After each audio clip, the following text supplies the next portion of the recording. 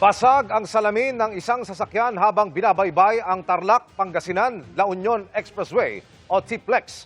Matapos itong batuhin ng dalawang menor de edad, muntik tamaan ng bato ang 2 taong gulang na batang nasa loob ng sasakyan. Nakatutok si Salima Refran.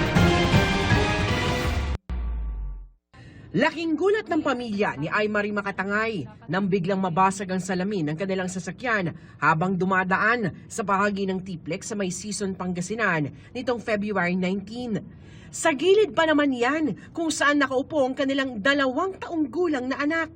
Kasi ang lakas ng impact niya. Tapos pagtingin namin sa likod is malaki, may basag na yung window namin. Pagkita namin, sobrang dami ng nag-shattered na yung mga bubog sa katawan ng baby ko. Buti na lang meron siyang curtain. Kung hindi, pumunta na yung mga basag na bubog sa mukha niya. Butit walang tinamong sugat ang bata at hindi tinamaan ng 3 pulgadang bato na pumasok sa sasakyan.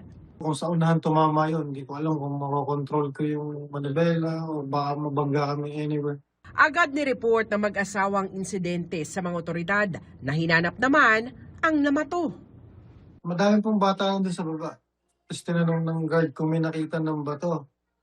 Ang sabi ng mga bata is meron na 2 matanda na nakainom. So umikot sila ng umikot para mahanap yung nakainom. Yung pala po, yung pinagtanungan namin na bata, siya mismo yung bumatay. Ng bato.